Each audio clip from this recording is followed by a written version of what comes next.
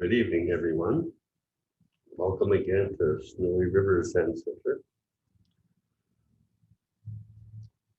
Another lovely day of warmth and sunshine.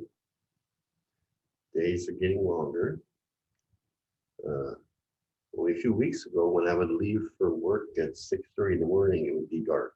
It would start to get light on the drive to work. This morning, it was already light. Sun wasn't up yet, but there was a significant amount of light, and the birds. Oh man, the birds were making a racket, like they were greeting the sun as it's supposed to rising was happening. Here comes the sun. Uh, just really remarkable how boisterous the bird song is just before the rising of the sun. And then in the evening, they also sing. Not quite so boisterous. It's like they're lulling the sun back down below the horizon. They do start to sing some in the approaching dusk. As we were sitting here, we were singing some. Now, not so much. It's like there's this brief interval where they say, okay, time to make some noise. Um, so Dogen Zenji, the founder of our Soto Zen sect from Japan, he went to China in search of the true Dharma, what he called the true Dharma. And he tells the tale of an encounter he had early on.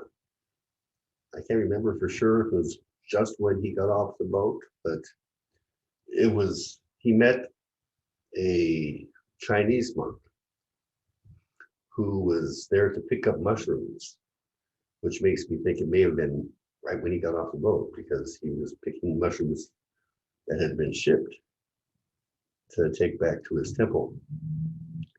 And Dogen met this monk, an old head cook, Tenzo, of a monastery. And Dogen, very young monk, very eager to explore the way, was really interested in talking with this monk. And monk says, I didn't get permission to stay out of my monastery overnight. I got to get back with these mushrooms and prepare the breakfast for tomorrow. And Dogen says, well, Venerable Sir, you're quite advanced in years. Shouldn't a younger man be doing these things? And you'd be, on your seat, vigorously practicing Zazen and studying the words and letters of the ancient teachers. And the Chinese monk laughed and said, my fine young man from a foreign country, something like that. My fine young man from a foreign country, you do not yet know what are words and letters, and you do not yet know what practice is. You'll say, please tell me more. I said, well, I can't, I gotta go, but I got a feeling that we're gonna meet each other again. And so think about it for a while, and if you see me again, please ask. Sure enough, he encountered this Chinese Tenzo later. And he says, oh, by the way, we were talking, and you were going to tell me, what are words and letters? And what is practice of the way? Well, go ahead, ask me. Okay, what are words and letters? The monk said, 1, 2, 3, 4, 5, 6, 7. Okay, well, what is practice of the way? From the very beginning, nothing has ever been hidden. So that was Dogen's answer from this Chinese Tenzo. What are the words and letters of all the ancient teachers? He counted to 7. 1, 2, 3, 4, 5, 6, 7. What is practice of the way? From the very beginning, nothing has ever been hidden. And Dogen reflected on this, and he recalled a poem that he had read some time ago, and I don't know where the poem comes from, and I'll have to reconstruct it from memory, but it's something like 1, 3, 5, 7. just the odd numbers for some reason. The first line is 1, 3, 5, 7. The truth you seek cannot be found. At midnight, the setting moon illuminates the waves. The dragon's pearl can be seen in each wave. This one, and now this.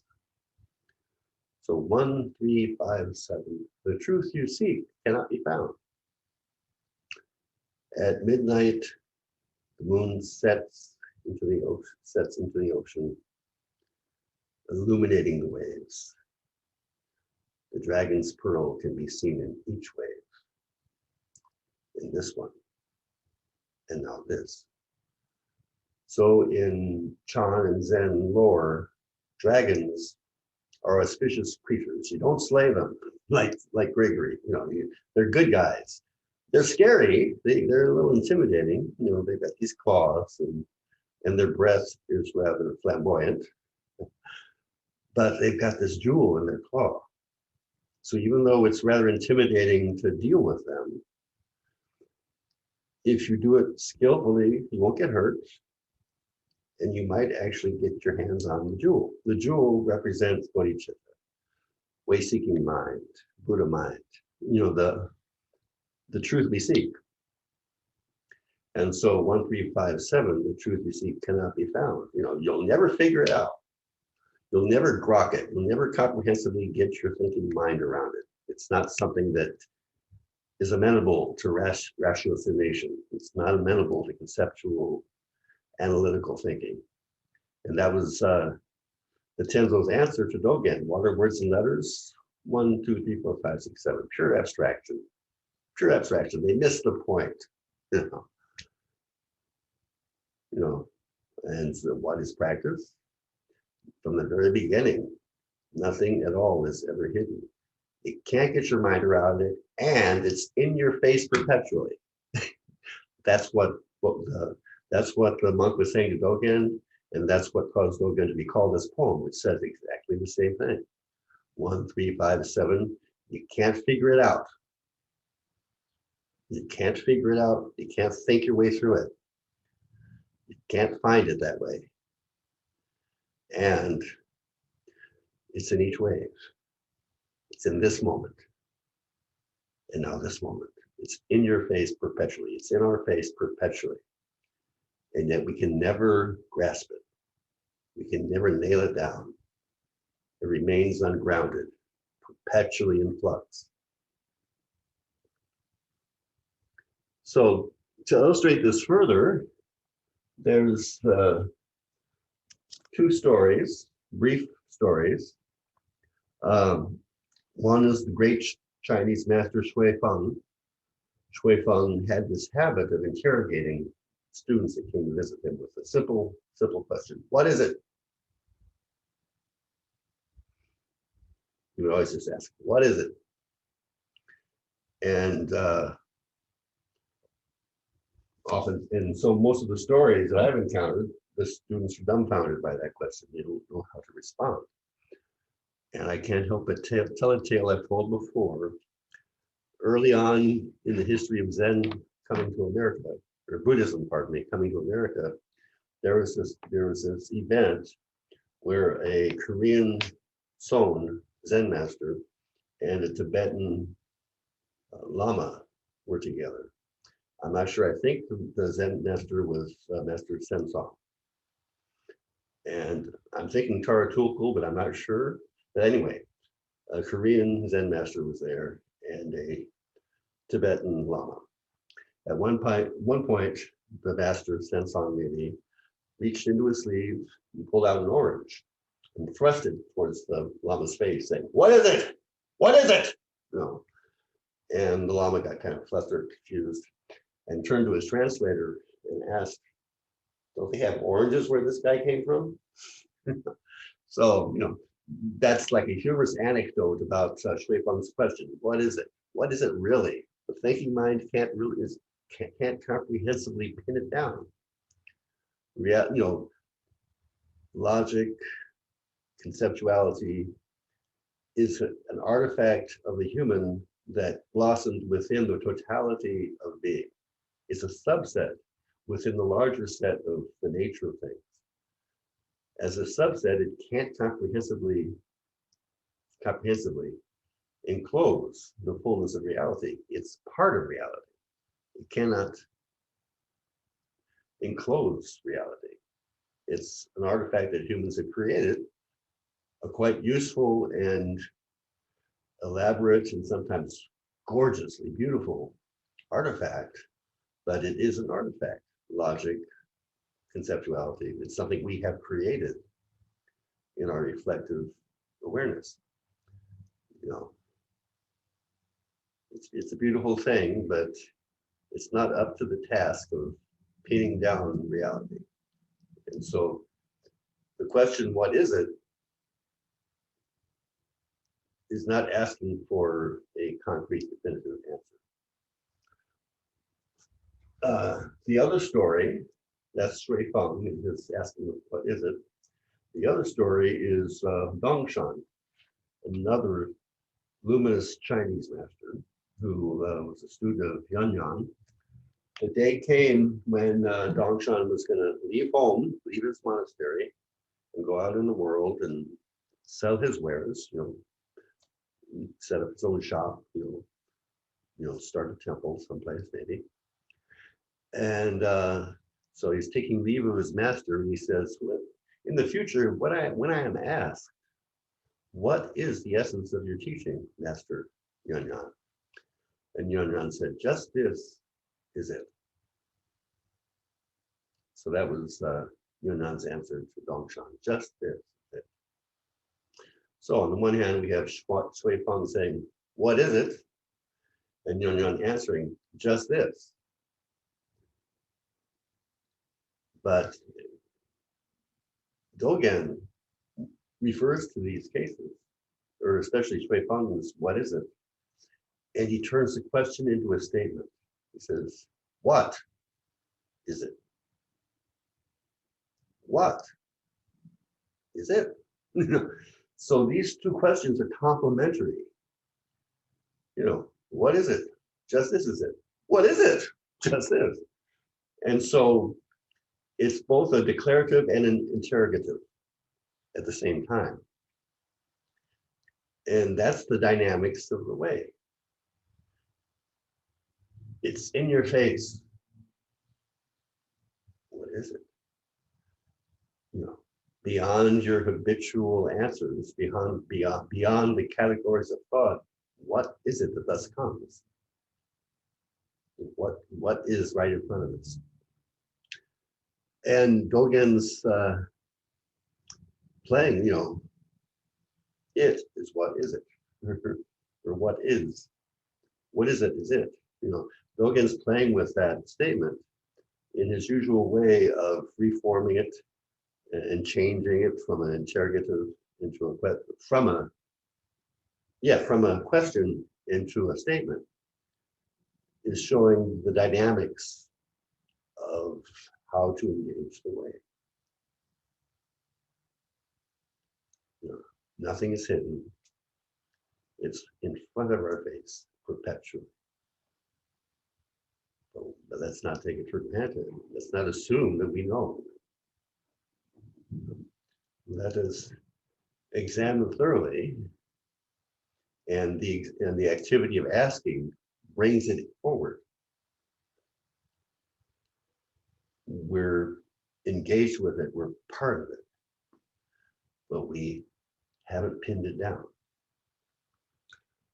So all of this talk is in preparation for talking about Dogen's one of the principal elements of his Zen is in Japanese it's Ippu Gijun, Ippo Gujin, which is usually translated total exertion of a single thing. So I want to try to look at that term, try to explain what that might be about, total exertion of a single thing. And I want to actually give some tips or pointers as to how to actually practice that way in the realm where nothing is hidden, what is it? You know? But before I do that, I want to share with you, let me check my notes here. Yeah, share with you a story about Suzuki Roshi. Towards the end of his life, he got very ill. They didn't know exactly what was going on. He was in the hospital. And one of his favorite things to do was to share a meal with a student of his, you know, various students, but you know, a student one at a time, I presume, and share the meal off of the same plate. You know, he'd have his fork or his chopsticks, I don't know, and he or she, the student, would have theirs, and they'd be eating whatever off of that the one plate. They'd share the plate. And it was one of his favorite things. And I was thinking about it this evening, and I thought, what would that be like? You know, there's this student that you would, this teacher, pardon me, that you adore, you're in awe of, and maybe a little scared of. And here he's inviting you to eat from the same plate. But he would do that. When he was gravely ill in the hospital, at first they didn't know what it was, maybe it's contagious. And so he couldn't do that, not knowing if what he had was contagious or not.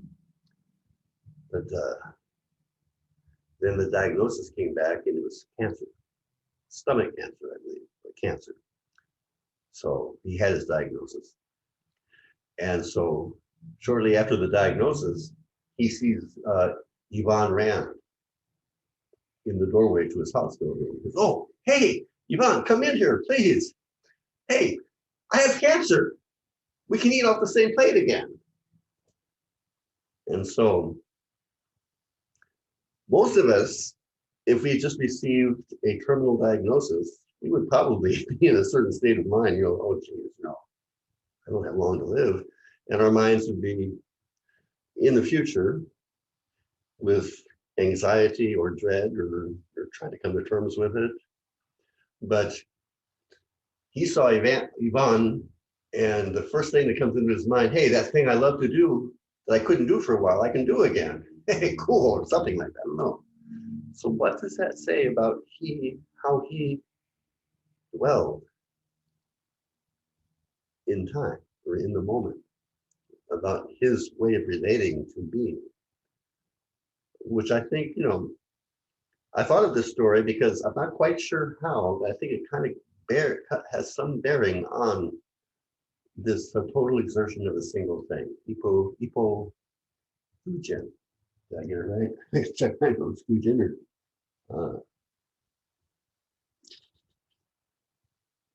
Yeah, hypofugen. Total exertion of a single thing, which is the next thing. Trying to unpack that term. It has to do with the will. Total exertion has to do something about the will. And the will has been an interesting question in philosophy. You know, Schopenhauer was very interested in the will. One of his famous texts is The World as Will and Idea, or alternately translated, The World as Will and Representation, where basically he says the world is all will. That's what the world is will. And the human, and I have not studied Schopenhauer. This is just gleanings I've gotten from bits and pieces of quotations in other readings. And but one reading said that he was critical of Buddhists wanting to abandon the will and going into nirvana as it's kind of a cop-out, because the world actually is will, and embracing nothingness is chicken. It takes courage to embrace the will of the world, and the human often falls short of the mark. You know, they're caught up in their own small will, and they don't live the will of the world. Something like that. I might be terribly misrepresenting it, but something like that. Sartre also talked about the will as something that the human is enslaved in. You know, the human is the for itself, always living for itself. Because of the nature of its consciousness, it has no choice but to live for itself. It longs to be the in itself, but that longing can never actually be fulfilled because the nature of the human is the for itself. And so, according to David Lloyd, a rather pessimistic philosophy, but you know, we're enslaved by the fact that we are willing creatures, you know, and we can't just be something of that nature. And then, of course, famously, Nietzsche. Nietzsche, I think, I've studied him a little bit more, not much yet. I've studied him a little bit more, and he seems to have had this insight, you know, rather than will for gain or fame, why not will what is? You know, will what is instead of will to get famous, will to get rich, will to be victorious over your perceived enemy. Will what is, that's where the actual will to power is, because that's what all of nature does. It wills to power. And I'm wondering if the word power would have been better translated as virtue, will to vitality. Because we hear the word power, and we hear the misappropriation by National Socialism of Nietzsche's thought, and we conflate the two. And that's not what Nietzsche was about when he was talking about the will to power. Because he talks about how, you know, flowers and beasts of the forest have this will too. So will to sustain oneself, to survive, to propagate. So will to vitality might be a better word than power for my novices reading of Nietzsche. I'm not sure. I'm not a scholar by any means, but he did have this insight. Why not will what is? Which comes really, really close what Dogen is talking about, the total exertion of a single thing. You know, people begin to will what is in this moment, to not just accept it, but to choose it, to will it, to say, you know, Nietzsche's will to power, to will what is, kind of got involved in his notion of eternal recurrence, to will this moment in such a way that it would repeat forever, that you would live your life over and over again forever. And it's unclear, you know, various scholars seem to say that he actually was believing that that was the nature of reality, or no, that was his mental experiment of how to actually will what is, you know, the totality of life, you know, its joys and its sufferings, to say yes, yes, and if ever again, yes. He actually said something like that verbatim. So, you know, to say yes to everything, to say yes in such a way that it would be ever and ever again yes. So to actually embrace and choose what is, it's very close to this Dogen, the total exertion of a, usually translated total exertion of a single thing.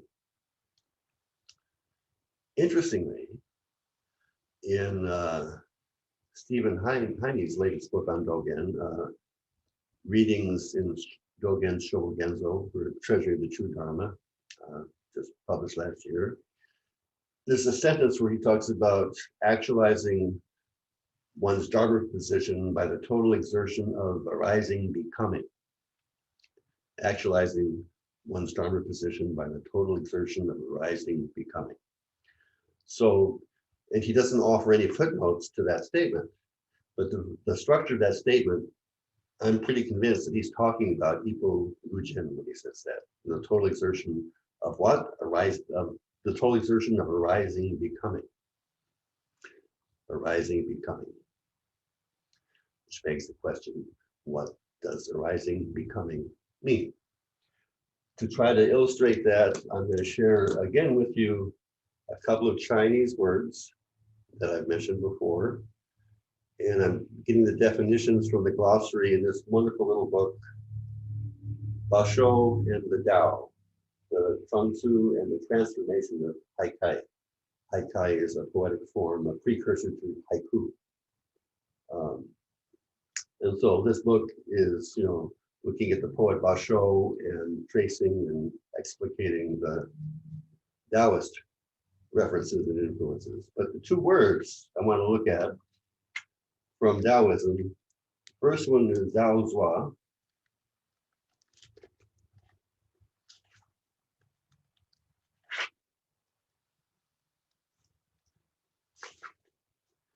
And Pei Pei Q translate or defines Zhao Hua, pardon me, I misrecalled it. Zhao Hua, literally create and transform. Literally create and transform. Now remember, we're looking at Heine's term, the total exertion of arising, becoming. That's what the single thing is that Dogen says we exert, we will, we choose. And so Zhao Hua means to create and transform. The term is a key notion in the Song Chu, designating both the working of the Tao, the natural way in which all phenomena come into being and transform, the natural way all phenomena come into being and transform, arising, becoming, and the accomplishment of the Tao, the existence of all things and beings. So that's Zhao Hua. It's the way all phenomena come into being and transform in this moment. Like the sound of vehicles on Main Street. Almost sounds as if the asphalt's wet, but I don't think it is. It is wet. So that's all. That's how things arise and transform in the moment, how they arise, the arising, becoming, exerting that. That's Zhao Hua. To reiterate, the natural way in which all phenomena come into being and transform. And the accomplishment of the existence of all things, the beingness of all things. Now, Zirang is the other Chinese word, Zirang. It's a related term, essentially meaning spontaneity and naturalness, or things being just as they are. Just this is it, the Zirang. Spontaneity and naturalness, things being just as they are. It is the fundamental principle functioning at various levels in Taoist discourse. So arising, becoming, total exertion of arising, becoming, total exertion of this very thing, of this moment. And it's active. It's active. That's the thing about it. It's not a passive, you sit back and let it come to you, let it happen to you. No, you join it. You enter into it. You manifest it. Think on this, if you will. Think on this. We're always bringing some kind of world into being. We are never passive. Our being implies all other being. Now, sometimes we bring a world of confusion into being, a world of desire into being,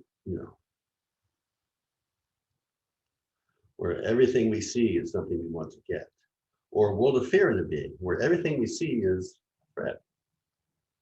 We're always bringing some kind of world into being. That's the nature of our consciousness. Our karma, our conditioning, our greed, hate, and delusion oftentimes determines what kind of world we are in. Why does it determine what kind of world we are in? Because we brought it into being. Think on that. Think about how we don't exist into a pre-existing world. There is no such world. We either exist in a world created by our fears and desires and confusion, or we exist in the world that is arising, becoming. We exist in the world that is fresh and new and ungraspable, unpin-it-downable. This is it of what is it? That world. We can bring that world into being, but it requires our exertion, the total exertion of Ego Hu Jin, the total exertion of arising, becoming. We effort it, we will it, That is Zen practice. That is Dogen's understanding of Zen practice anyway. That, we bring into the we bring into the world of the black dragon's pearl is in this way. What is it? The black dragon's pearl is in this way. What is it? Nothing from the very beginning is ever hidden. The fullness of reality, the fullness of Buddha's world is always in our face. But, we can be elsewhere, we can be preoccupied, we cannot choose that. Or we can choose that. Okay, where are we? So, a little bit more about, a little bit more about a total exertion of a single thing. I found this on the internet. It's, from what I can tell, this person, he's a teacher, a lay teacher of Zen. He doesn't reveal a whole lot about his background, but he does quote Suzuki Roshi. That's a good sign. Showing that prejudice there. But this article is entitled "The Labyrinth of Exertion." It's posted on the what are we again? Snowy River Zen Center, not San Francisco, Snowy River Zen Center. It's posted on our Facebook page. The story I posted it. And he talks about how quite often people in need of rest, he starts off talking about how we're always exerting ourselves. Exert yourself, whether conscious or unorganized, unrecognized. The imperative underlies our everyday experience. Our livelihoods, indeed our survivals, depend upon our exertions. If we are to compete, achieve, and contribute to the common good, we must exert ourselves. Even the pursuit of happiness, as it is called, requires exertion. No rest for the weary, and no mercy for the slacker. So quite often, we're stressed out. And he's kind of like poetically saying we're stressed out all the time. And so quite often, people in need of rest and relaxation find their way to Zen practice. Viewed from a distance, the practice offers the prospect of unruffled calm. Yet, as newcomers soon find out, it is not always easy to rest or relax, even in a meditative setting. For those accustomed to multitasking, hyperconnectivity, and busyness generally, the simple act of stopping and resting can be as challenging as the most demanding activity. Admonished to sit still, the body rebels, the shoulder aches, the knee hurts, a foot wants to fidget. Efforts to correct one's posture or relieves one's unease often result in only new forms of discomfort, etc., etc. And the mind resists immobilization. It craves activity. And whether the activity be generating memories and fantasies, forming judgments, discriminating between this and that, or engaging in abstract speculation, the monkey mind, in other words. The mind, even though we're stressed out when we want to rest, our habits of mind rebel against the very rest that we seek. That's what he's saying here. And rest in awareness, Buddhist teachings advise, rest in awareness. Okay. Rest in the openness of mind. But if we are anticipating a hectic day or coming off a troubled one, those traditional imperatives can ring rather hollow. It is as if we are caught in a labyrinth of our own making, a labyrinth, as it were, of unending exertion. It says, fortunately, a guiding thread may be found in the teachings of Eihei Dogen, founder of the Soto Zen tradition. In his masterwork, Shobo Genzo Dogen Zenji propounds the concept Ippo Gujin, which means the full exertion of a single thing. A full exertion of a single thing. And remember, I brought up that interesting phraseology of Heine, I'm not sure how his last name is pronounced. Total exertion of arising, becoming. That's the single thing. Arising, becoming. It could be the breath. It could be a mop on the floor. It could be a sponge with the dishes. But it's arising, becoming. It's the whole works at the same time. So, a single thing, arising, becoming. I think I'm really intrigued by Heine's choice of that term, which I think you can see corresponds with the ancient Taoist idea of the way the universe actually is. You know, instead of Genesis happening, however, tens of thousands of years ago, creation is happening now. You know, there's this movie a long time ago, Apocalypse Now. Well, we can say Genesis now. That's arising and becoming. That's Zabuwa and Ziran. That's the single thing. The total exertion of that. Sometimes it's the breath.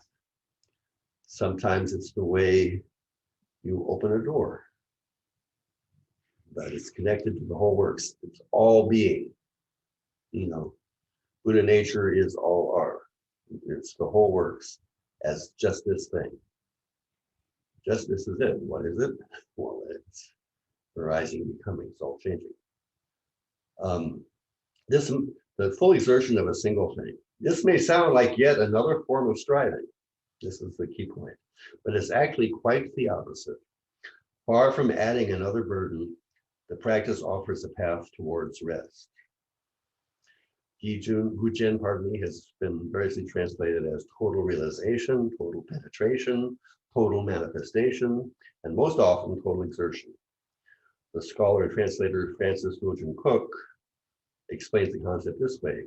From the angle of the person who experiences the situation, Gujin means that one identifies with it utterly.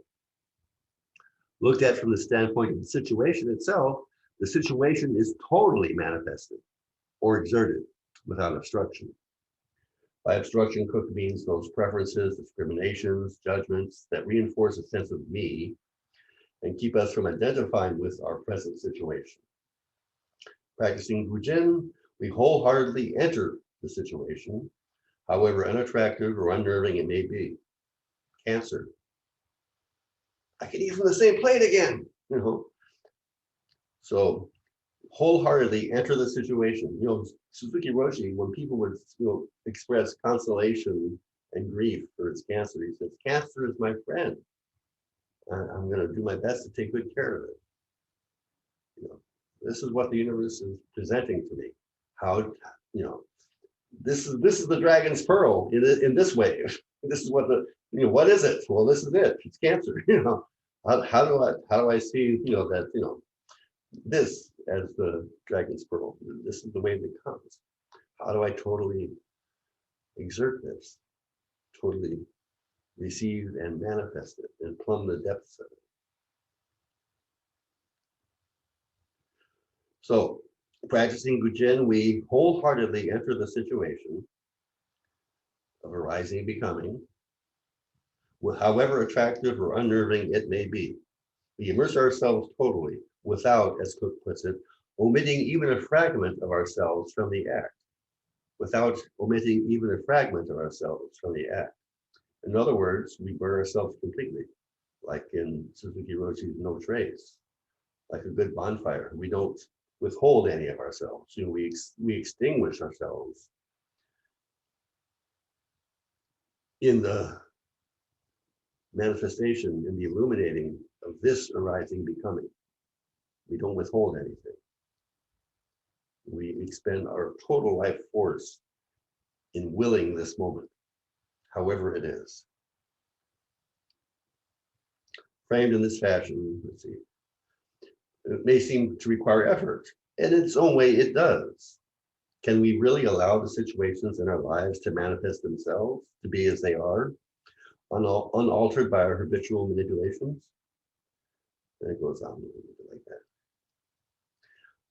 Paradoxically, however, Dogen's total exertion is also a way of freeing ourselves from compulsive exertion, insofar as our previous exertions have been devoted to filtering, interpreting, or otherwise tampering with our experience. By allowing immediate situations to manifest themselves just as they are, and by acting in concert with that purpose, we can allow both ourselves and our lives to be fully realized. As Shunryu Suzuki Roshi once put it, we can learn to observe things as they are and to let everything go as it goes.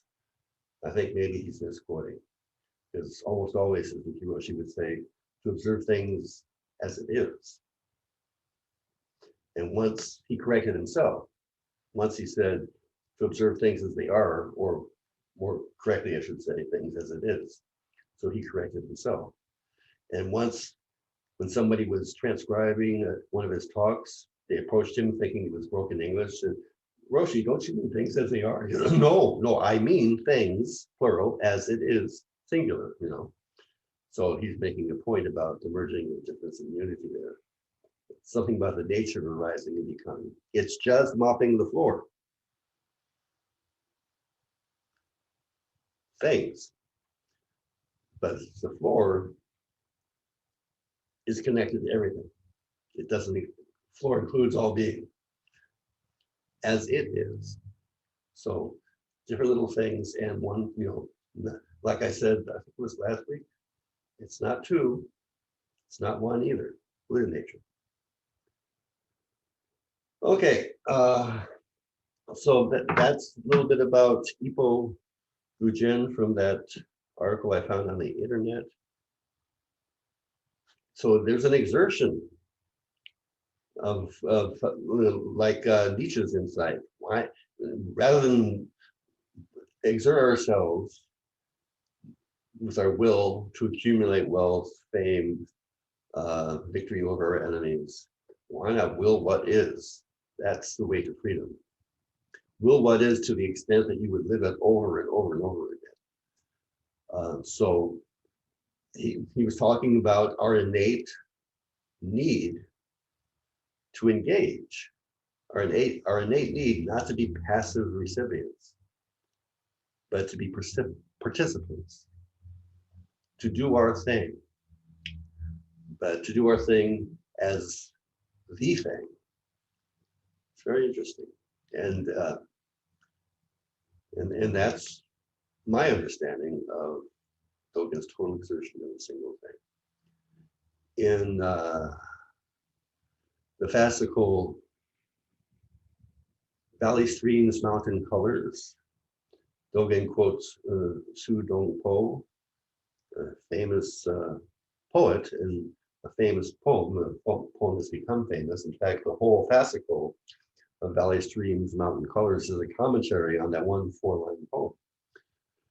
Su Dong Po heard a Dharma talk at a monastery, and in the evening, he attained some sort of understanding through the sound of the valley stream.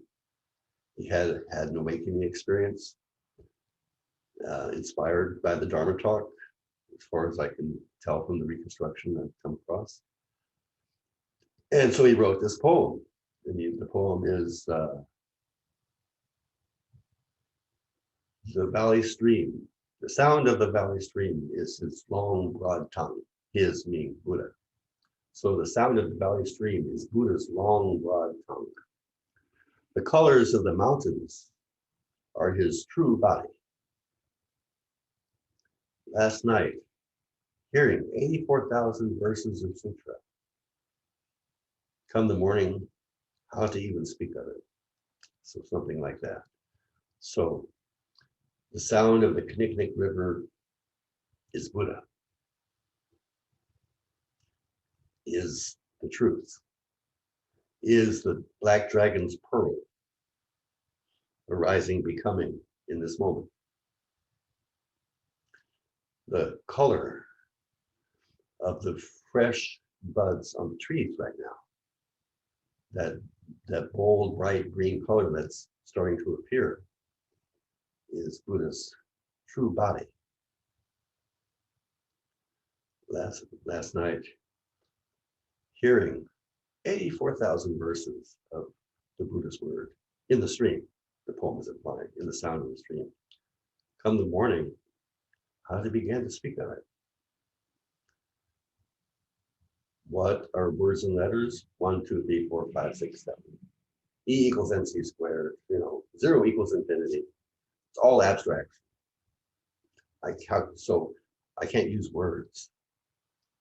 What is practice? Nothing is hidden. The sound of the valley stream reveals everything. Never disguises itself. Never uses subterfuge. It's always plain, boldly displaying exactly what it is. It's in our face, always. So in the fascicle, Dogen has this comment about Su Dongpo's poem. He says, now tell me, truly, is Dongpo awakened by the mountains and waters, or are the mountains and waters awakened by Dongpo?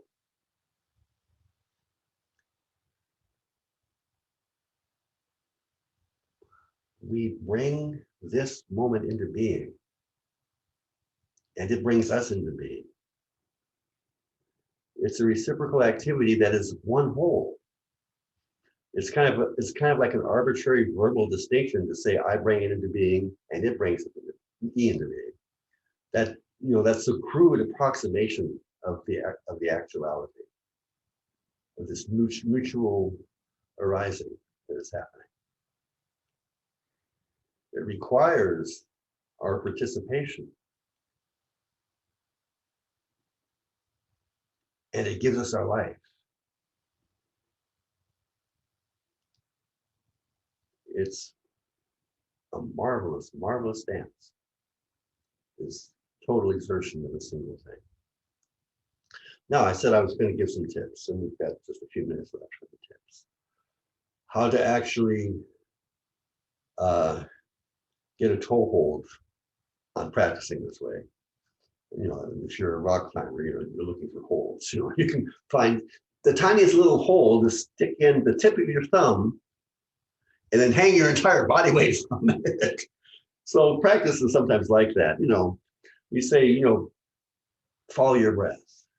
The point of following your breath is not to follow the breath. The point of following the breath is to manifest the whole works. Just like, you know, you got that little thumb hold on this, you know, 5,000-foot sheer cliff in Yosemite. And in order to actually proceed, you hang your entire body weight from this one toe hold. So you take the whole universe and you put it on the end of your mouth.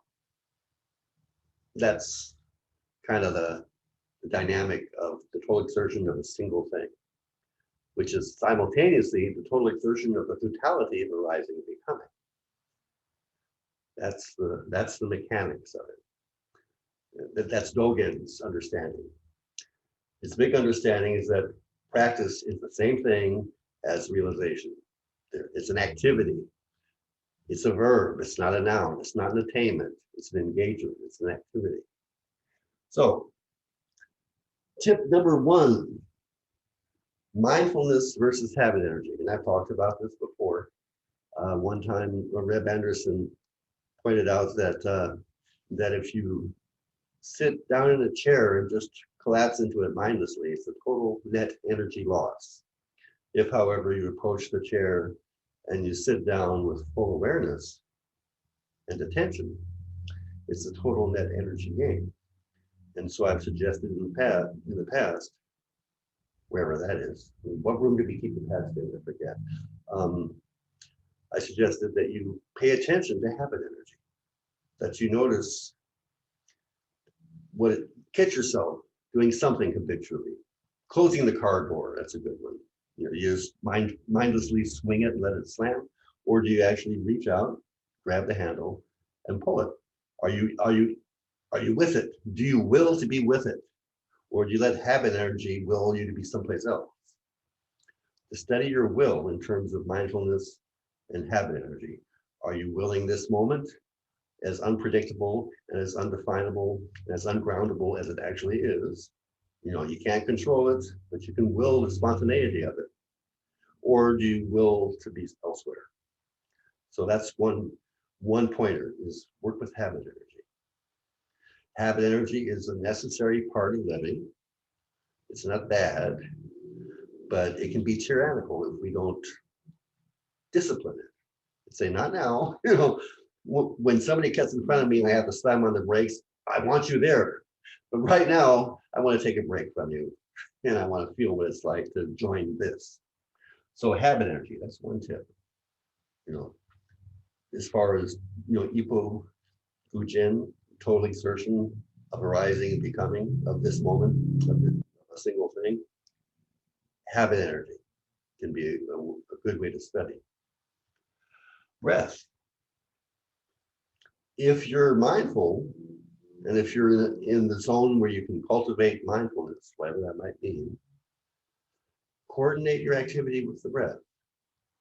In Tai Chi, there are various moves, and some moves are considered to have a yin character, and some moves are considered to have a yang character. And with the yin movement, we inhale. With the yang, we exhale. So I forget the name of this movement. There's a movement where you do something like this, and your weight's on your back foot, and this is yin. So you inhale, and then you move forward like that, and you press, and that's yang. And so we inhale, and we exhale like that. So all activities might lend themselves to coordination with the breath. You know, if your work entails lifting something, before you lift, you inhale. And I'm moving a patient right now, and then when you roll them over on their side, you exhale. So, you know, contemplating the breath, how much you can bring awareness of breath into the activity can reinforce, underscore your presence in your mindfulness, in your presence in the exertion of the activity. So, you know, experimenting, what kind of breathing might work to coordinate with the activity. Not all activities may lend themselves to being mindful of the breath. They might actually get in the way, you know. But if the moment is too spontaneous, you know, you might not want that. But certain routinized activities might be very friendly to also incorporating deliberate, mindful pattern breathing along with them. So that could actually underscore presence. Another thing is slowing down. When I first went to Green Gulch as a student, I was working in the kitchen, and the current head cook, had a real issue with what she called Zen slow. And Zen slow is a phenomenon where a new student comes and they're given a task and they want to be all Zen, you know? And so they're cutting an onion and they feel the heft of the knife, and they really feel the friction of the blade cutting it. They see the moisture emanating and rising in the way the light glistens on it. And they smell the onion, and they feel their eyes start to tear, and they're just engrossed in this sensory thing. You got to get the shit done. And that's the perspective of the Tenzo. And that's understandable. And there is a thing of Zen slow that is, you know, you're actually cultivating too much self-consciousness. You're not letting go of the self in the activity. But as new students, trying to grapple with how to not do this habitually, but do it mindfully, got to cut them some slack, I think, because they're onto something, but they're overdoing it. That's my take on the Zen slow. You know, the beginner's mind is onto something. Let's not do this with habit energy. Let's really get into it with awareness, but they're kind of overdoing it. So the pointer I want to offer is, if you're out of your body, if you're stressed, you got to get these things done, and you feel yourself ahead of yourself, to move just a fraction of a bit slower than your nervous habit energy might otherwise impel you to move. Just, you know, just lift a little bit off the accelerator. Slow down a tiny bit, with the intention of that slowing down a tiny bit as a prod to bring awareness into the arising and becoming of the activity itself. You're not slowing down just to slow down, but you're slowing down because you're feeling that you're rushing, that you're anxious, you got to get it done, and you know, and you're feeling pressure, and your response to feeling, you know, psychic pressure is to rush anxiously. If that's going on, you know, just slow down a little bit, catch yourself. with the intention of that being a prod to bringing a fuller presence into the arising becoming of this limitless, boundless, vast activity of cutting an onion. Okay? And I said limitless, fathomless, bottomless activity. That's the thing about total exertion of a single thing. It's got that word exertion, but it's not the kind of exertion that exhausts us or stresses us out. It's the kind of exertion that gives us energy, like Reb was saying about sitting down mindfully. If you move mindfully, you're cultivating energy. You're cultivating chi with the breath. If you sync up the breath with the activity and the awareness, then the energy flows freely throughout the body. And so it's a kind of exertion that actually, as that author of that essay says, brings a sense of ease and freedom. And this is and the ease and freedom of total exertion of a single thing is connected to its limitlessness, its boundlessness, its vastness, its ungroundedness. The ungroundedness can freak us out, but if we kind of like dip our toe in groundlessness and get comfortable in groundlessness, it's actually liberating. Having no place to rest, it's, you just rest where you are. If that makes any sense. So the last pointer is to enter into the vastness of the moment. It's hard to explain, but if you persevere in practice, you'll get the feel for what I'm talking about. There's a line in the Book of Serenity from a poem in the 15th case, and the whole poem goes like this. How did it begin?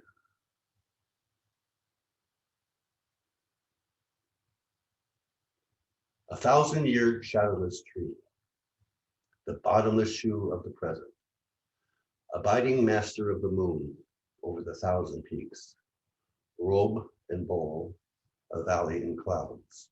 All these are empowered descendants inheriting the family work, the Buddha way, the family work. A 1,000-year shadowless tree, the bottomless shoe of the present, abiding master of the moon over 1,000 peaks, robe and bowl, a valley and clouds. All these are empowered descendants inheriting the family work. Lovely poem, and it's a lovely case. And someday I want to actually give a talk on that case itself. It's Zhongshan Plants His Home. It's the title of the case.